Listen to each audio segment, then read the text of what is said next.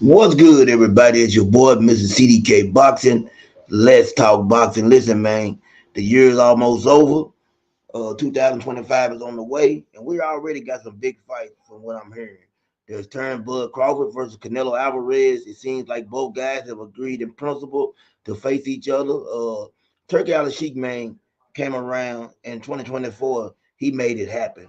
He saved boxing because boxing was really looking bad up until he started making those big cards, man. So shout out to Turkey Al Sheik for doing what he done. And man, he's really good for boxing. And from what I'm hearing, the man is sick and saying he got a brain tumor. I'm praying for him. I hope everything works out for him. Because listen, man, I hate to say this. I don't think anybody else is gonna be willing to do what he's doing for boxing. People are saying he's losing money. I don't think he's really concerned with money right now. I think he's living out his dream. He wants to see the best fight, the best, and that's what he's giving us. You know, we ended the year with Usyk and Tyson Fury. Alexander Usyk, man, has made his name at the heavyweight division. We see, you know what I'm saying, a lot of people are trying to say now that he may be one of the best heavyweights of all time. I heard Paulo Malignaggi try to say you can put him up there maybe as the greatest of all time. Man, stop the cap. We're gonna stop the cap right now. Usyk faced Fury. He faced Anthony Joshua and who else at the heavyweight division. You know, when you think about Muhammad Ali, man, he faced Sonny Liston, Floyd Patterson, Archie Moore, Bob Foster, George Foreman, Joe Frazier, Ken Norton, Larry Holmes. Man, listen, every one of those guys he faced, man, are Hall of Fame fighters. And then if I want to go down the top 10 list of heavyweights and not in any order, I got George Foreman, Mike Tyson, Muhammad Ali, Joe Louis, Lennox Lewis, Rocky Marciano, Joe Frazier, Evander Holyfield, Larry Holmes, Jack Johnson, Sonny Liston, and Riddick Bowe. And guess what? All of those guys to me are better heavyweights than Usyk. So I'm not gonna put Usyk in the top 10. Usyk is a great heavyweight for this era, but we know this era is watered down. And now all of a sudden, we're gonna keep it real. A lot of people want to put him up there just because of what? We know why. You know what I'm saying? People are looking for any reason to discredit what some of the great black heavyweights have done, and I'm just keeping it real. And I put Rocky Marciano in there. I can't take away from him going 49-0. I'm not gonna take away from his accomplishments. I think we really got to stop trying to, you know what I'm saying, put everybody at the top. But like I said, man, Usyk, man, he done a great job. He looked good, phenomenal. Tyson Fury and him had two great fights, but Alexander Usyk is not, man, a great all-time great heavyweight. He just not. And I don't think, man, I'm gonna be real with you. He couldn't beat Riddick Bowe. If they was in their prime, Riddick Bowe dog walks him, and it's just how I feel about it. Big Daddy Bowe would have beat him. Holyfield would have beat him. You know what I'm saying? Uh, Even at his cruiserweight, I forgot. I think he beat Tony Bella, but Tony was late in his career, so I'm not even gonna say that he's the greatest cruiserweight of all time. You know, Holyfield was a phenomenal cruiserweight, man. People got to stop this and stop hating and keep it real, man. I'm gonna keep it real with you and give it to you how you're supposed to get it. Now, we've been waiting on. We got Javante Tank Davis at the end of the year. You know what I'm saying? And we see all the stuff that's going on with him. Him calling out to fight him, saying they're gonna fight.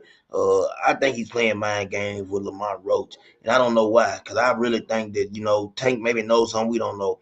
But I think Javante Tank Davis goes in there and makes light work of Lamont Roach. Lamont Roach ain't no slouch. I'm gonna say that right there. But we see Tank, you know what I'm saying? PVC, people are saying they're having money problems, and we hear that all the time with PVC and Al Heyman. People are saying Tank don't like the way, you know what I'm saying, he's being paid. I can understand that. I think, you know what I'm saying, Tank is a phenomenal talent. And if we talking about the United States alone, Tank probably is, you know what I'm saying, outside of Canelo Alvarez, Javante Tank Davis, as an American fighter, is probably the biggest American name right now in boxing. So he should be paid accordingly. You know what I'm saying? So I'm definitely waiting to see how that plays out. Now at the end of the year, I paid attention to something. I went and looked at ESPN's top 10 list. They've moved Usyk to number one. They got Bud Crawford two. They got Monster Inoue three. They got Bivol four. They got Canelo five. They got Arthur Beterbiev six. They got Tank Davis seven. They got Shakur Stevenson eight. They got Jesse Bam Rodriguez nine, and they got Teofimo Lopez number 10. Off top, Teofimo Lopez last fight was against who? Steve Claggett. Man, let's keep it real. Teofimo Lopez should not be in the top 10. I'm sorry. I think that's an ESPN and Bob Arum thing. Even though they're parting ways, Teofimo Lopez should not be on anybody's top 10 list, in my humble opinion. Also, You got Arthur Beterbiev down there at number 6 behind Canelo, and he beats Canelo with no problem. And you got him behind Bivol. He beat him. You know what I'm saying? People can say what they want to. Arthur won the fight. So how do you have those guys ranked ahead of him? Arthur and Dimitri are in the same weight class, so there ain't no excuse. There was no reason. I think that he should be ranked, if nothing else, number 4. Do I have a problem with Usyk being number 1? No, I don't. He's done a lot this year. Terence Crawford had one fight, even though Terence Crawford is still my number 1. You know what I'm saying?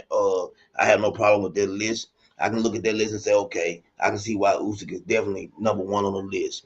Few things this year that we didn't get to see that I wanted to see. I definitely wanted to see Errol Spence get back in the ring. You know what I'm saying? Errol Spence has been out of the ring almost 2 years now. We've heard so much. I'm hearing now that Breadman might be his new coach or trainer or whatever. And I think that's a good look for Errol Spence. I would love to see Errol Spence back in the ring.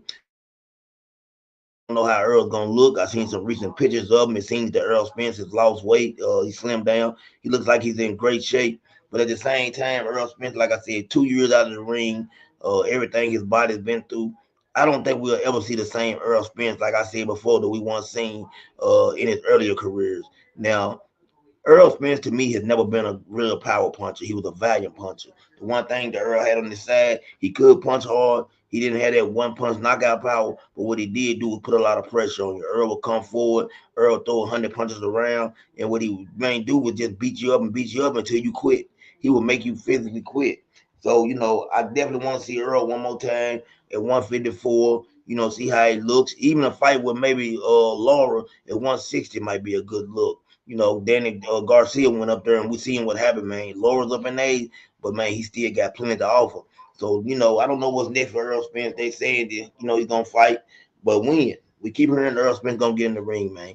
I don't want to look up and see him 3 years later trying to fight again. So, that's one thing. Another thing, let me get to this, man. A lot of people are blaming Floyd Mayweather for the state of boxing. And I be listening to channels and hear people talk. Listen, stop putting so much respect on Floyd when it comes to, saying what you think he should do or what he shouldn't have done for boxing. Floyd Mayweather doesn't care about anything but Floyd Mayweather. I'm just keeping it real, man. Floyd Mayweather don't care about no other boxer. That's why Tank or nobody else is with him now. We see how Floyd has treated his fighters. We see how Floyd treat people, man. Floyd is all about Floyd. And that's why Floyd, his promotional company fell apart.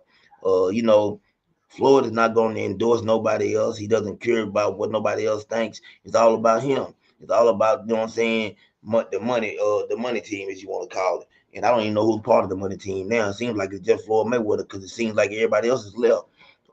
Devin Haney, he had the opportunity to have Devin Haney, Shakur Stevenson, man. Yeah, Floyd Mayweather could have done a lot, but could he have done what Turkey done? I don't think so. I don't think that Floyd Mayweather has the money. We know he don't have the money that Turkey Al-Sheikh has. That's the problem with people saying, well, Floyd could have put on the same type of shows that Turkey's putting on. No, he couldn't have. Turkey Al-Sheikh is playing with a different type of money, folks. This man is a real billionaire. Floyd wouldn't. He's not able to pay. Could you imagine paying 5 or 6 fighters the type of money on one of those cards that they demand when you had Wilder and everybody on that one card? That's a lot of money to pay out. Man, I'm interested in seeing what he's gonna pay Canelo Alvarez. Canelo Alvarez asked for 150 million. We know that's not gonna happen, but I'm sure that Canelo's gonna get 70 to 80 million dollars for his Turnbull Crawford fight. And we know Turnbull Crawford, this is gonna be his biggest payday ever, man. This is what Turnbull Crawford has worked for. He's earned the right for this payday, and I'm looking for Bud to get anywhere from 20 to 30 to 40 million dollars. I'm gonna say like that. He might get 40. You know what I'm saying? Definitely 40. Bud gonna get paid, man, and he deserves it, rightfully so. Uh, it's a tall tag for Bud. Like I said last night, I was kind of sleepy. I touched on it, but I want people to be honest with themselves. And y'all can say whatever you want to say about Canelo Alvarez. You can say he slowed down. You can say he doesn't have the power to get anybody out of there anymore. You know what I'm saying? Canelo Alvarez still punches really hard. Canelo Alvarez still has what it takes, man. BVO, what's good, my brother? I didn't know you was in there. Glad to see you this morning. Talking about your favorite, fighter, man. Terrence Bud Crawford. You know what I'm saying? Terrence Bud Crawford is a phenomenal fighter. But one thing about me, I'm always gonna tell you how I feel, and I'm gonna keep it real. I don't think Bud's gonna be able to beat Canelo Alvarez. Bud come up from 147. He went to 154 for his last fight. I did steal your mama car. It was me. I ain't giving it back either. Yeah. Turnbull Crawford. Man, you need to come on stage. What you need to do, stop all that talking. How do I pull you on stage, BBO? Canelo King, Canelo. Hey man, listen. I'm riding with Bud. I ain't gonna lie. I'm riding with Bud on this, but I'm keeping it real, BBO. I gotta keep it real. I don't think that Bud Crawford has a chance of winning this fight. People not gonna like what I say, but I just think it's a tall task for Bud. I think that Bud going in there, he facing a guy. Hey man, we going to the Super Bowl. You better believe it. Detroit Lions are going to the Super Bowl. Hold on, BBO. Come on in. I'm pasting the link right now. Come on up for 1 second, bro. Come on up on stage with me for a minute, man. Talk with me for a minute. I want to get your opinion on a few things, if you don't mind. See if we can get BBO on stage. You know what I'm saying? Do a little talking. He might duck and dodge the smoke this morning, you know. BBO know when I get in my bag. I'm in my bag this morning. Yeah, but definitely, man. Canelo Alvarez got a cast iron chin. I say it all the time, man. He got one of the best chins ever in boxing. When I think about the greatest chins in boxing, man, him, Marvelous Hagler, Triple G, those guys had different type of chins. You know what I'm saying? Man, Bud Crawford, he's not gonna be able to get Canelo out of there for one. You know what I'm saying? So Canelo's good at one thing. I think Canelo learned from the Floyd Mayweather fight. He learned how to cut the ring off.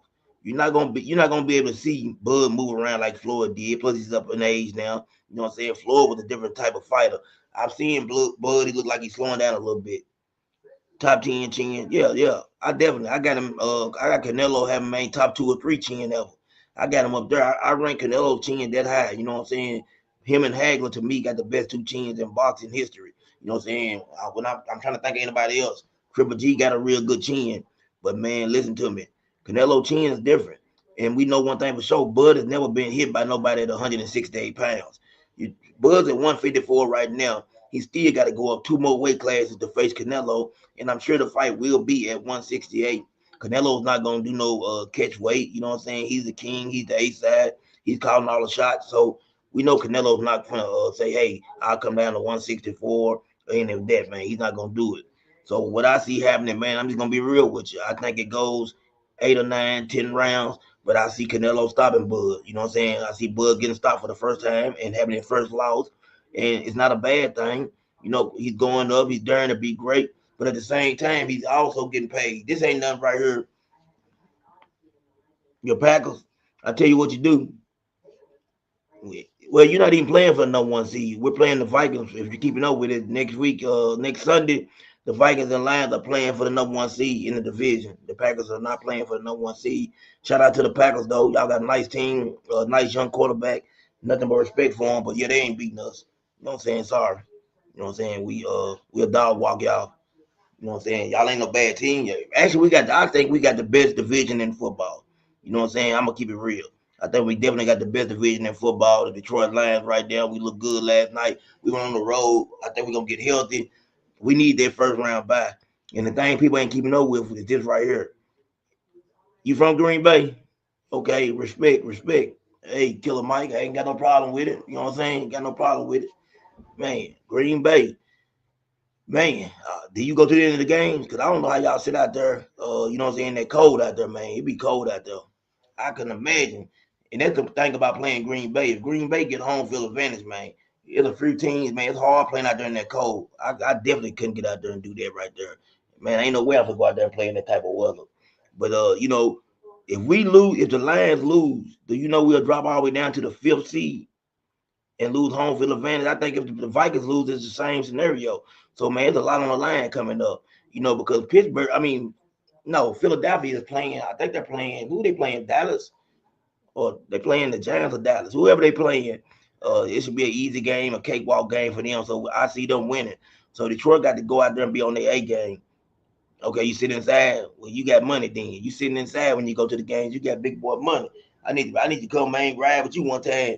You know what I'm saying? Next time Detroit and then play. I've been to a few Detroit games. You know what I'm saying? I don't live in Detroit. I used to live in Detroit, but I do go back and forth to some of those games, man. It ain't nothing like, man, a good football game being right there for the action. You know what I'm saying? What do you think, Killer Mike? What do you think about Terrence Crawford and you know what I'm saying, Canelo Alvarez, man? I got Canelo, man, by stoppage. I think Bud taking on, you know what I'm saying, too tall of a task. But I think it's gonna be a good fight for no, Shot Town. But I have lived in Detroit. Now I live in Tennessee. I've been in Tennessee for a long time now. Yeah, what you think about that fight coming up? I already know who BBO got. Everybody know who I got. And man, listen, I'm tired of hearing Gervonta Tank Davis do a lot of this crying he doing, man. If you don't like the way PBC is paying, yeah, Canelo beats him easy work. Okay, man, yeah, shout out, Shot Town rough, man. It's rough down there. You know, I go back and forth to my family reunions here and there, but it ain't no place, man, that I want to live. You know what I'm saying? It ain't a place to raise your kids up. I'm gonna put it that way, man. Beautiful city, but you know, just like when I was living in Detroit, one of the reasons my mom moved me back home from Detroit, she moved me back to Tennessee with my family down here, is because I was getting in a lot of trouble. Had my mama left me down in Detroit, I probably would have either been dead or in prison for the rest of my life, man, because I was already in that type of environment. So luckily, you know what I'm saying, I got a good mother, you know what I'm saying, and she done the right thing and got me away from there because I was headed down the wrong path. I ended up in a lot of trouble in Tennessee, but hey, God has blessed me, so I'm still here, so I ain't, you know what I'm saying, I ain't complaining. But like I said, man, Canelo Alvarez, you know what I'm saying? Him, he right now still to me the number one fight in the world. As far as not pound for pound, listen to that. I'm talking about as far as getting money, as far as people want to see, that Mexican fan base, they love him. You know, Tank wants that type of notoriety. And the thing is this right here with Tank. Tank and others should have been left PBC. From the way I heard Al Heyman like to pay them, I've seen like some of the contracts where it would say you get 1.5 million and you look like what, and then he pay you on the back end. That just don't work for a fighter of that magnitude. You know, Gervonta Tank Davis, in my opinion, anytime he steps in the ring, he should be getting 10 million or better. That's just how I feel about it. You know what I'm saying? I'm not a Gervonta Tank Davis hater. You know what I'm saying? I tell people all the time. I just feel like in order for him to get into the Hall of Fame, he's gonna have to take on the food great. He's gonna have to take on better competition. He definitely needs to get in there with I need to see him in there with Teofimo Lopez. I need to see him in there with a Devin Haney. I need to see him in there with Shakur Stevenson, and I've even added Keyshawn Davis to that list. Those fights right there to me put Gervonta Tank Davis in the Hall of Fame. If he goes through that gauntlet and beats those four individuals, he still now he gets my vote for a Hall of Fame. You know what I'm saying? Right now, when people are saying he's a Hall of Fame fighter, I just don't see it. I don't understand why. You know, anybody would think, okay, this he's done enough to be in the Hall of Fame. I think Tank beats all those guys, but like I say all the time, I don't think Tank team believes in Tank. I believe that's the problem. You know, that's scared that right now PBC is holding on to Tank being their cash cow. So they looking like this. If we can keep putting him in there with easy fight or easy competition or people we think that he can beat, we can keep on moving Tank the way we want to move him.